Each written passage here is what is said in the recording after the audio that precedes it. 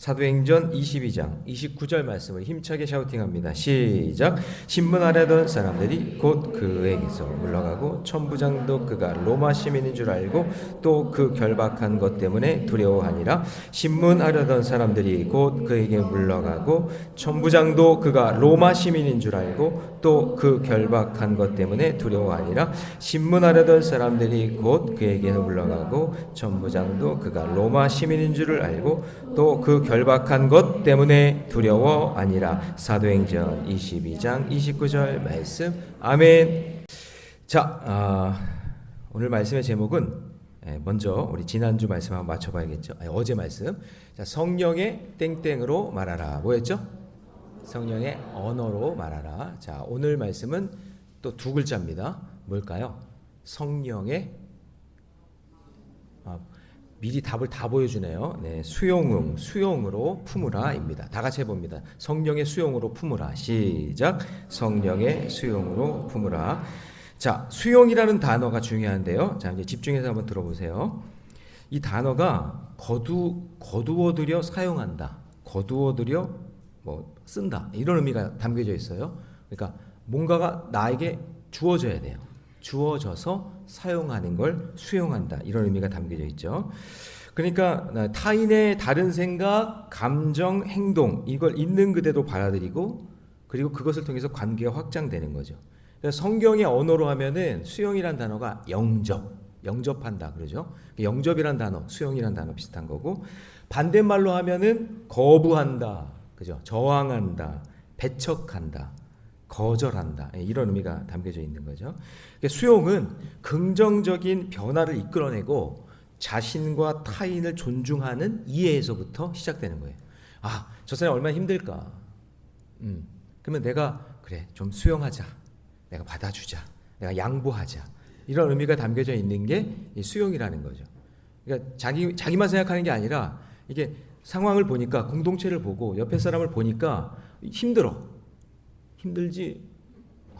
힘들어. 그러면 오늘 내가 할게. 이렇게 해줄게 하면서 서로 이렇게 수용해주고 배려해주는 마음, 그런 마음이 이제 수용이란 단어 속에 담겨져 있는 거죠. 그러니까 여러분들도 일상생활에 이게 특별한 말이 아니에요. 특별한 말이 아니라 많이 들어보셨죠? 많이 들어보셨잖아요. 여러분들도 늘 수용의 사건이 여러분의 삶에 있어요. 예를 들면 말 안 듣는 자녀들 여러분 수용하시잖아요. 그렇죠?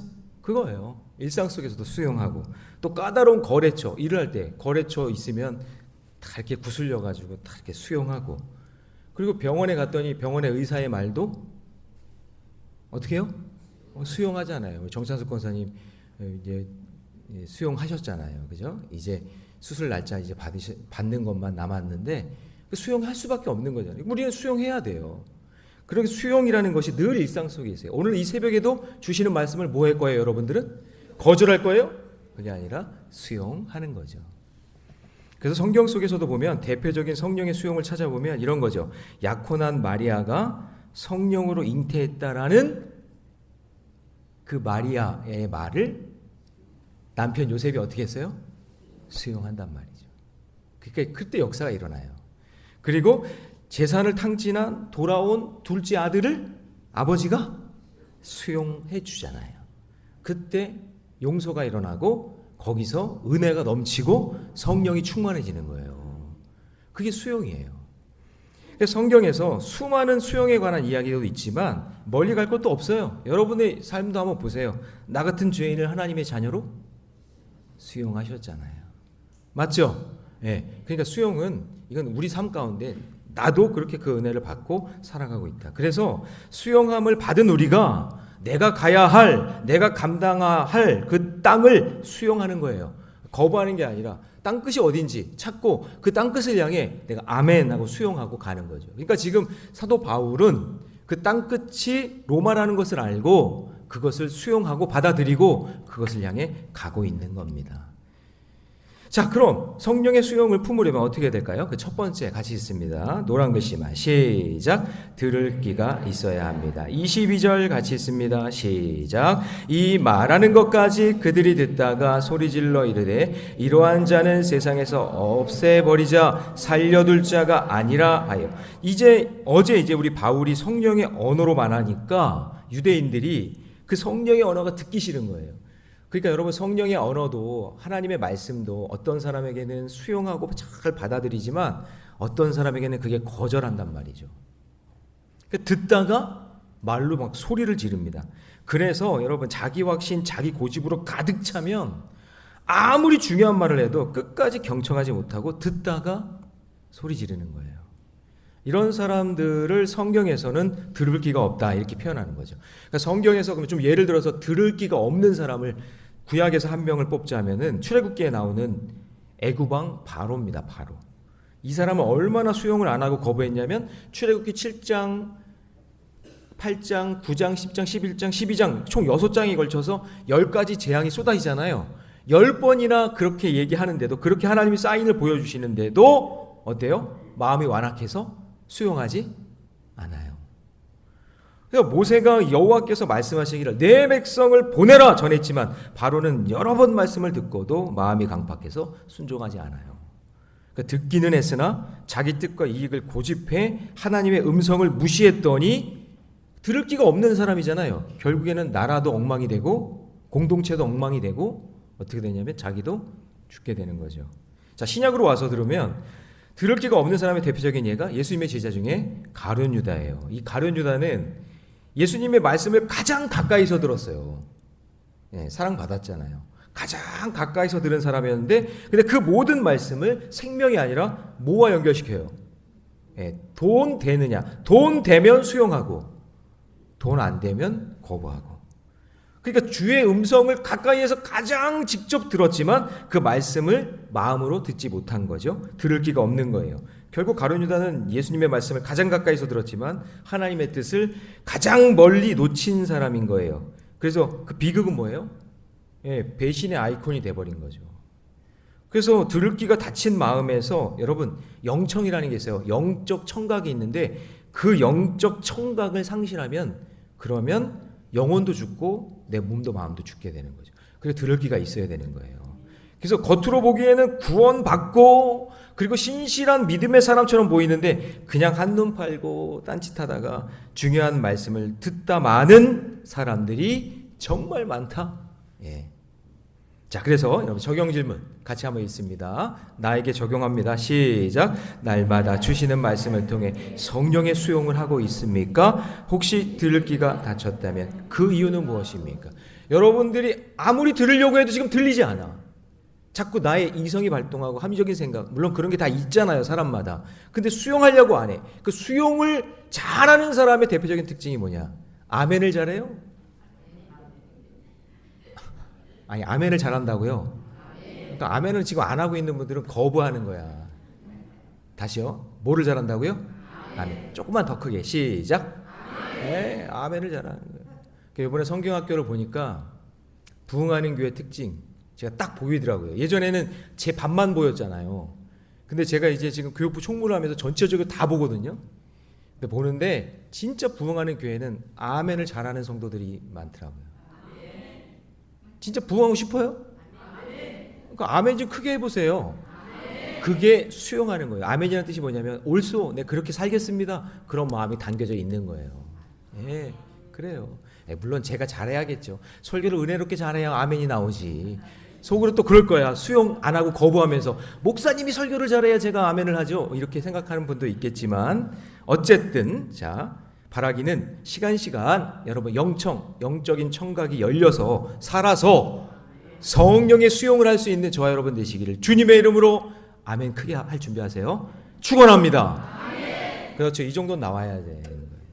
자, 그 다음에 두 번째요. 성령의 수용을 품으려면요. 자, 두 번째 읽습니다. 시작. 살리는 신앙이 되어야 됩니다. 자, 21절로 올라가서 같이 읽습니다. 시작. 나더러 또 이르시되 떠나가라. 내가 너를 멀리 이방인에게로 보내리라 하셨느니라. 저는 죽은 자를 살리는 것이 기독교의 핵심이라고 생각해요. 아니 목사가 뭐 설교도 잘하고 뭐 교회 시스템도 좋고 다 좋은데 거기에 초점이 뭐냐면 생명을 살리는 거니까. 그 기독교의 핵심의 초점은 살리는 거예요. 이것보다 더 귀한 거 있으면 한번 얘기해 주세요, 저한테. 그럼 제가 그걸로 표어를 삼을 테니까. 생명을 살리는 게 교회의 궁극적인 목적이고 그게 핵심이란 말이죠. 그 담임 목사가 뭐 설교를 잘하고 웃긴 말도 잘하고 뭐 능력도 있어. 그 소용이 없어요. 생명 살리는 사역이 되지 않으면 소용이 없는 거예요. 그거는 자기 자랑만 하는 거지. 그렇잖아요. 생명을 살리는 역사가 일어나야 됩니다. 그래서 바울은 유대인들이 들으면 정신이 확 깨는 성령의 언어를 21절에서 던진 거예요. 거기 보면 내가 너를 멀리 이방인에게로 보내리라. 여러분 이방인에다가 동그라미를 쳐놓으세요.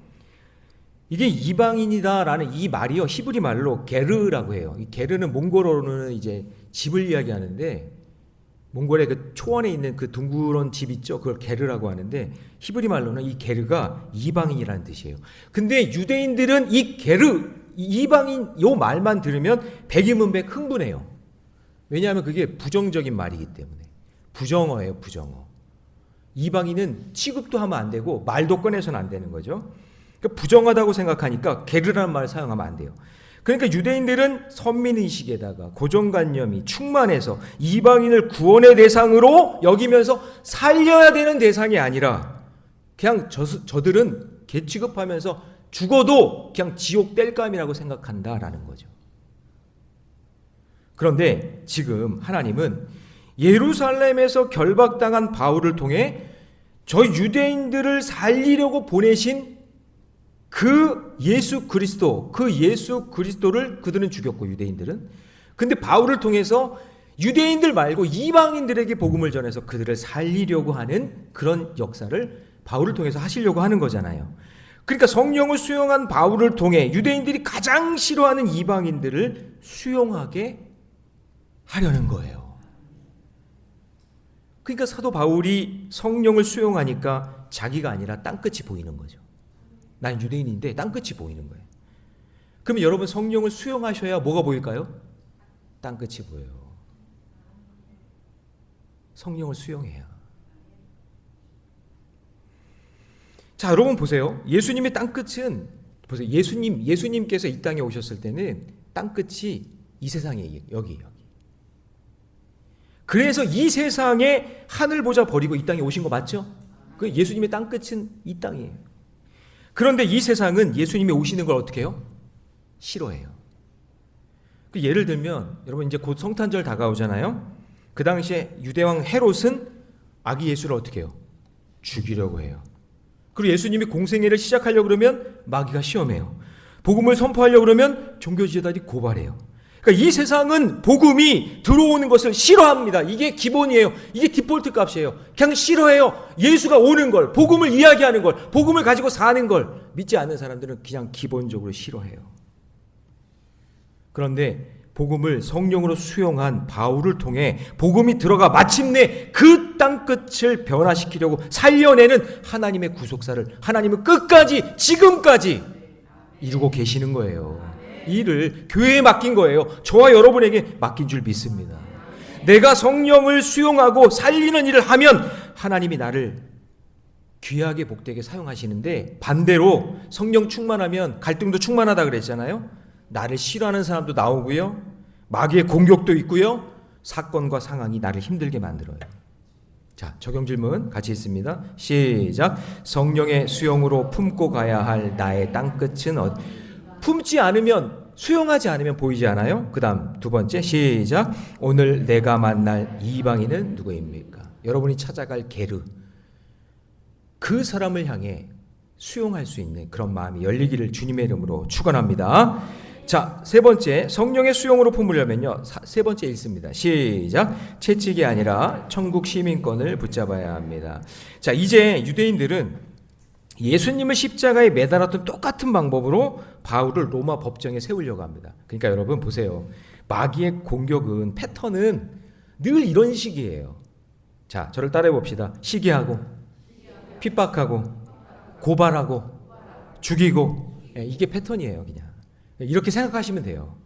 그래서 바울이 로마 천부장 앞으로 끌려갑니다. 자, 24절 같이 있습니다. 시작. 천부장이 바울을 영내로 내려가 명하고 그들이 무슨 일로 그에 대하여 떠드는지 알고자 하여 채찍질하며 신문하라 한대. 자, 여러분, 로마 천부장은 이게 단순한 군인이 아니에요. 로마 지휘관이 고위 관리층인데 약 병사 1000명 정도를 지휘하는 장교예요.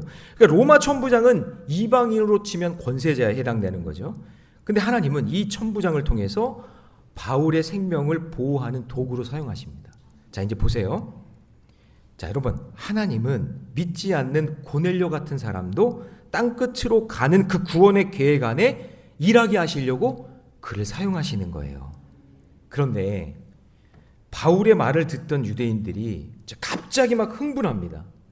그러니까 성령의 언어를 던진 거잖아요. 하나님이 나를 왜 불러주셨냐면 이방인들에게 복음 전하라고, 저들을 수용하라고 나를 불러주신 거야 라고 말하니까 유대인들이 뭐? 걔를 수용하라고?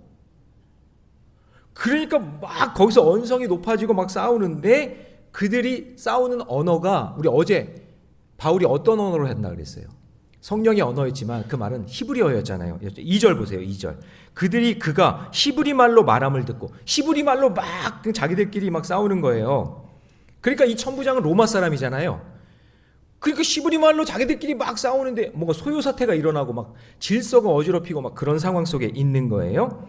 그래서 이 천부장이 무슨 내용으로 이러는지 알지도 못하고 무조건 상황을 종료하려고 뭐를 든 거예요? 그 손에 채찍을 든 거예요.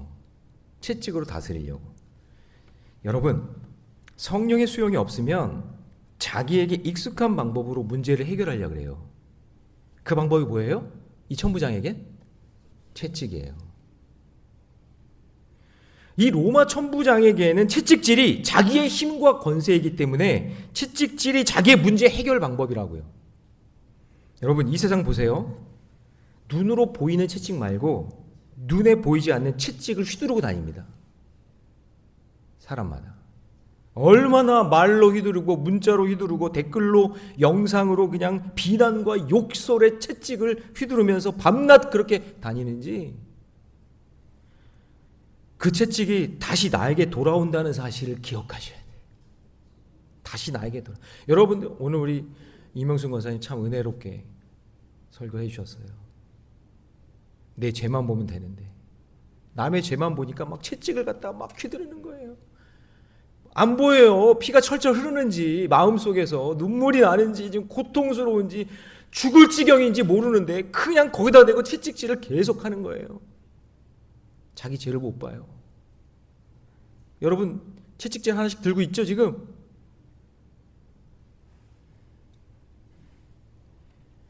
자, 보세요. 바울의 손에는 채찍질이 없어요. 채찍이 없어. 근데요, 바울의 손에 하나님이 주신 게 뭐냐? 바로 로마 시민권이에요. 자, 어쩌면 바울은 천부장을 만나는 순간부터 땅끝까지 가는 길이 이렇게 열리는구나.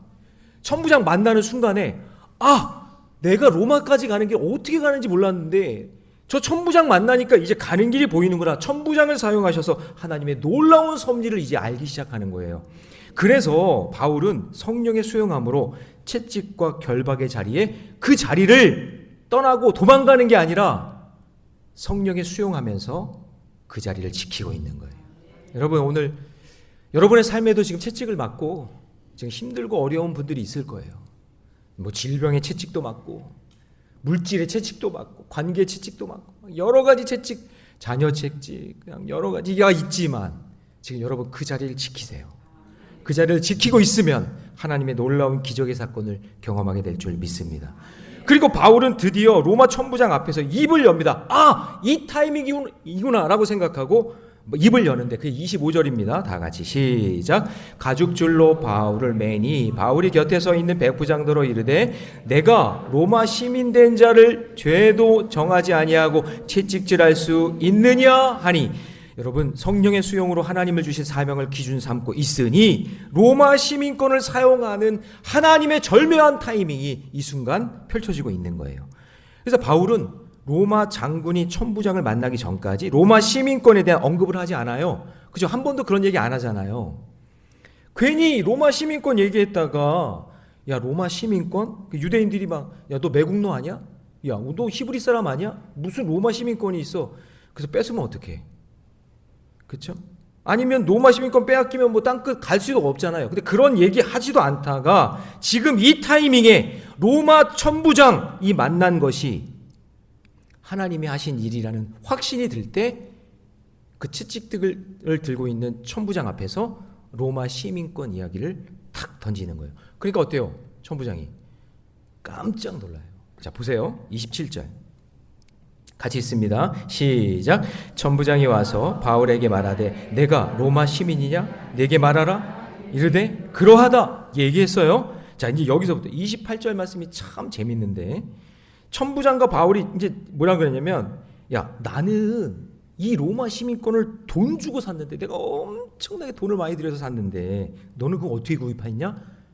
그러니까 바울이 뭐라 그래요? 자 28절 같이 했습니다. 시작. 천부장이 대답하되 나는 돈을 많이 들여 이 시민권을 얻었노라. 바울이 이르되 나는 나면서부터라. 나는 이거 태어나자마자 생겼는데. 그러니까 여러분 이거 보세요. 이 말에 천부장이 뭐라 하냐면 29절에 보면 그 결박한 것 때문에 어떻게 해요? 바울을 결박한 것 때문에 지금 천부장이 그 1000명을 다스리는 이 군대 장관이 벌벌 떨고 있는 거예요. 왜냐하면 보세요. 나면서부터 로마 시민권을 가졌다는 얘기는 뭐냐면 이 천부장은 자기가 어떤 정치적인 수단 아니면 뇌물 이런 걸로 시민권을 산 일반 시민층이야. 일반인.